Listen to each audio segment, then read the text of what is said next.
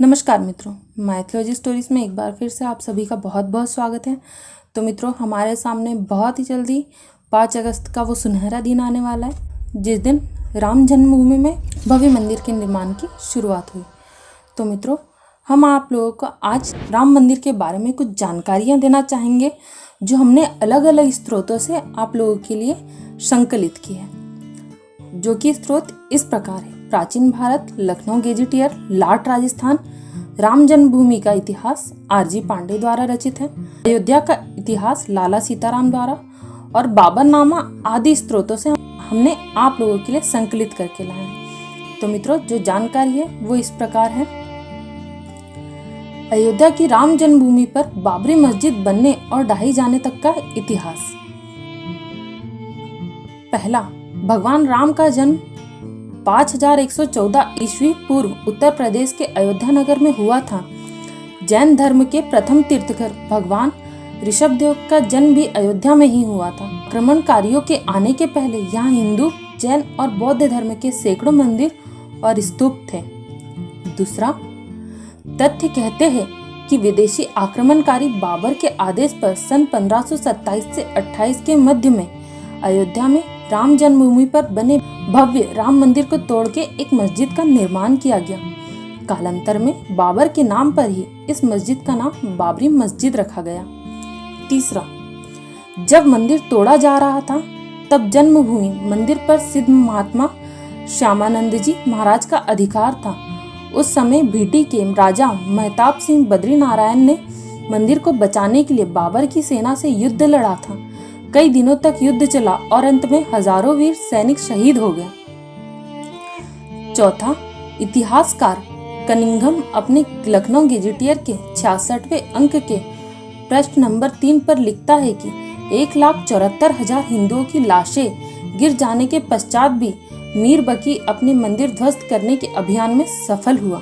पांचवा, उस समय अयोध्या से 6 मील की दूरी पर सनेतु नाम के एक गांव के पंडित देवीदीन पांडे ने वहां के आसपास के गांवों सराय, सिसंडा, राजेपुर आदि के सूर्यवंशी क्षत्रियों को एकत्रित किया और फिर से युद्ध हुआ। पंडित देवीदीन पांडे सहित हजारों हिंदू शहीद हो गए और बाबर की सेना जीत गई थी। छठवां, पांडे जी की मृत्यु के 15 दिन बाद हंसवर के महाराज रणविजय सिंह ने सिर्फ हजारों सैनिकों के साथ मीर बाकी की विशाल और शस्त्रों से सुसज्जित सेना से रामलला को मुक्त कराने के लिए आक्रमण किया, लेकिन महाराज सहित जन्मभूमि के रक्षार्थ सभी वीर गति को प्राप्त हो गए। 7, स्वर्गीय महाराज रणविजय सिंह की पत्नी रानी जयराज कुमारी हंसवर ने अपने पति की वीर गति के बाद खुद जन्मभूमि की रक्षा के लिए आगे बढ़ने का बीड़ा उठाया और 3000 नारियों की सेना लेकर उन्होंने जन्मभूमि पर हमला बोल दिया और हुमायूं के समय तक उन्होंने छापामार युद्ध जारी रखा। 8, स्वामी महेश्वरानंद जी ने सन्यासियों की सेना बनाई। रानी जयराज कुमारी हंसवर के नेतृत्व में यह युद्ध चलता रहा, लेकिन हुमायूं की शाही सेना ने इस युद्ध में स्वामी महेश्वरानंद और रानी जयराज कुमारी लड़ते हुए अपनी बची हुई सेना के साथ शहीद हो गए और जन्मभूमि पर पुनः मुगलों का अधिकार हो गया था।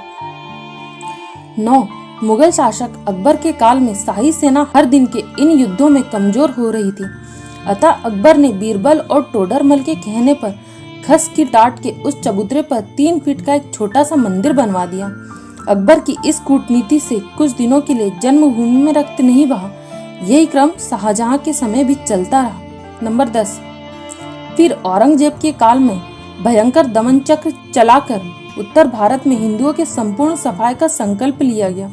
उसने लगभग 10 बार अयोध्या में मंदिरों को तोड़ने का अभियान चलाकर यहाँ के सभी प्रमुख मंदिरों और उनकी मूर्तियों को तोड़ दिया। औरंगजेब के समय से समर्थ गुरु श्री रामदास जी महाराज के शिष्य श्री वैष्णव दास जी ने जन्मभूमि को मुक्त कराने के लिए 30 बार आक्रमण किए। 11, नसरुद्दीन हैदर के समय में मकरई के राजा के नेतृत्व में जन्मभूमि को पुनः अपने रूप में लाने के लिए हिंदुओं के 3 आक्रमण हुए, जिसमें बड़ी संख्या में हिंदू मारे गए। इस संग्राम में भीती, हंसवर, मकरही, खजूरहट, दीरा, अमेठी के राजा गुरुदत्त सिंह आदि सम्मिलित थे। हारती हुई सेना हिंदू के साथ वीर चिमटाधारी साधुओं की सेना आ मिली और इस युद्ध में शाही सेना को हारना पड़ा और जन्मभूमि पर पुनः हिंदुओं का कब्जा हो गया। लेकिन कुछ दिनों के बाद विशाल शाही सेना ने पुनः जन्मभूमि पर अधिकार कर लिया और हजारों राम भक्तों का कत्ल कर दिया गया।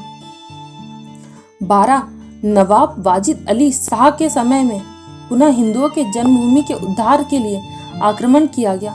फैजाबाद गजेटियर में कनिंघम ने लिखा, इस संग्राम में बहुत ही भयंकर खून खराबा हुआ। 2 दिन और रात होने वाले इस भयंकर युद्ध में सैकड़ों हिंदुओं के मारे जाने के बावजूद हिंदुओं ने श्री राम जन्मभूमि पर कब्जा कर लिया। इतिहासकार कनिंघम लिखता है कि अयोध्या का सबसे बड़ा हिंदू मुस्लिम बलवा था।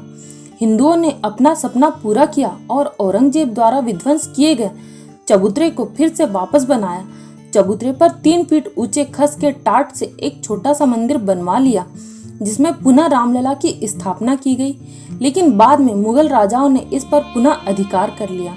13 1853 में हिंदुओं का आरोप था कि भगवान राम के मंदिर को तोड़कर मस्जिद का निर्माण हुआ। इस मुद्दे पर हिंदुओं ने और मुसलमानों के बीच पहली हिंसा हुई। 14 इसके बाद सन 1857 की क्रांति में बहादुर शाह जफर के समय में बाबा रामचरण दास ने एक मौलवी अमीर अली के साथ जन्मभूमि के उद्धार का प्रयास किया। कुछ कट्टरपंथी मुस्लिमों ने यह बात स्वीकार नहीं की और उनके विरोध के चलते 18 मार्च सन 1858 को कुबेर टीला स्थित एक इमली के पेड़ में दोनों को एक साथ अंग्रेजों ने फांसी पर लटका दिया। 15 विवाद के चलते 1859 में ब्रिटिश सरकार ने विवादित स्थल पर बाड़ लगा दी और परिसर के भीतरी हिस्से में मुसलमानों को और बाहरी हिस्से में हिंदुओं को प्रार्थना करने की अनुमति दे दी। 19 जनवरी 1885 को हिंदू महंत रघुबीर दास जी ने पहली बार इस मामले को फैजाबाद के न्यायाधीश पंडित हरिशंकर के सामने रखा था। इस मामले में कहा गया था कि मस्जिद की जगह पर मंदिर बनवाना चाहिए क्योंकि वह स्थान प्रभु श्री राम का जन्म स्थान है। 17 सन 1947 में भारत सरकार ने मुसलमानों को विवादित स्थल से दूर रहने के आदेश दिए और मस्जिद के मुख्य द्वार पर ताला डाल दिया गया, जबकि हिंदू श्रद्धालुओं को एक अलग जगह से प्रवेश दिया जाता रहा। 18 1949 में भगवान राम की मूर्तियां मस्जिद में पाई गई। कहते हैं कि कुछ हिंदुओं ने मूर्तियां वहां रखवाई थी।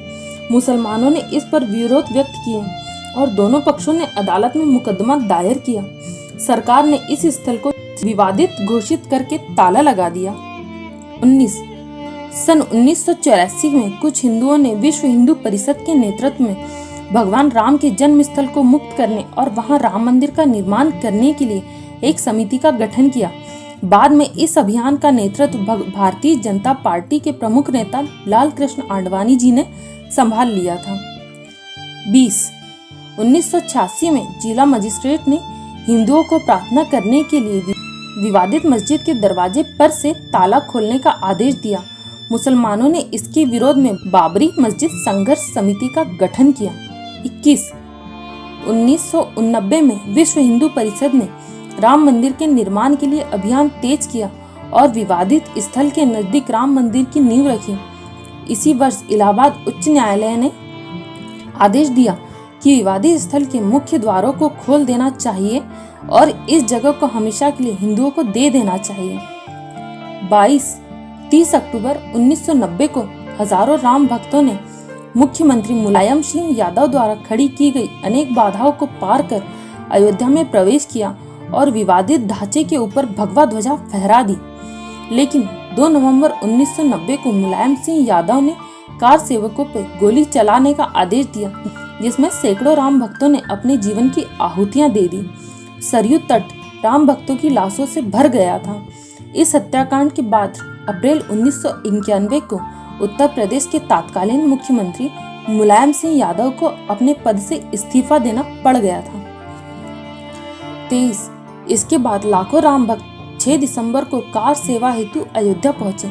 6 दिसंबर 1992 को बाबरी मस्जिद ढांचा ढहा दिया गया, जिसके परिणाम स्वरूप देश भर में दंगे हुए। इसी मसले पर विश्व हिंदू परिषद के नेता अशोक सिंघल, भाजपा नेता श्री लालकृष्ण आडवाणी, यूपी के मुख्यमंत्री कल्याण सिंह, मुरली मनोहर जोशी और मध्य प्रदेश की पूर्व सीएम उमा भारती सहित 13 नेताओं के खिलाफ आपराधिक साजिश का मुकदमा चलाने की मांग की गई थी। 6 दिसंबर 1992 को जब विवादित ढांचा गिराया गया, उस समय राज्य में कल्याण सिंह की सरकार थी। उस दिन सुबह करीब 10:30 बजे हजारों लाखों की संख्या में कार सेवक पहुंचने लगे। दोपहर में 12 बजे के करीब कार सेवकों का एक बड़ा जत्था मस्जिद की दीवार पर चढ़ने लगा। लाखों की भीड़ संभालना सभी के लिए मुश्किल हो गया था। दोपहर के 3:40 पर पहला गुंबद भीड़ ने तोड़ दिया। फिर 5 बजने में 5 मिनट का वक्त बाकी था। तब तक पूरे का पूरा विवादित ढांचा जमींदोज हो चुका था। भीड़ ने उसी जगह पूजा अर्चना की और रामशिला की स्थापना कर दी। पुलिस के आला अधिकारी मामले की गंभीरता को समझ रहे थे। गुंबद के आसपास मौजूद कार सेवकों को रोकने की हिम्मत किसी में नहीं थी। मुख्यमंत्री कल्याण सिंह का साफ आदेश था, कार सेवकों पर गोली नहीं चलेगी। 1527 से 28 ईस्वी में बाबर के सेनापति मीर बाकी ने अयोध्या में श्री राम जन्मभूमि पर मंदिर तोड़ा था, जिसका पंडित देवीदीन पांडे के नेतृत्व में युद्ध के रूप में पहला विरोध किया गया। तब से लेकर आज तक 77 से अधिक युद्ध और सैकड़ों दंगे हो चुके, जिसमें लाखों कार सेवकों की जानें चली गई। इस पवित्र स्थल हेतु श्री गुरु गोविंद सिंह महाराज, महारानी राजकुंवर तथा अन्य कई विभूतियों ने संघर्ष किया था। हमारे हिंदू राजाओं, महाराजाओं और पंडित और सेवकों का बलिदान खाली नहीं गया। आखिरकार 5 अगस्त 2019 को हमें जीत मिली और हमें वहाँ पे राम मंदिर बनाने का सुप्रीम कोर्ट ने आदेश दिया। ये था इतिहास, अयोध्या की राम जन्मभूमि पर मस्जिद बनने और ढहाए जाने तक का इतिहास। तो मित्रों, अगर आपको हमारी ये जानकारी पसंद आई है तो हमारे चैनल को लाइक करना, शेयर करना और सब्सक्राइब करना ना भूलें और हमें कमेंट करके ज़रूर बताएं। जय श्री राम।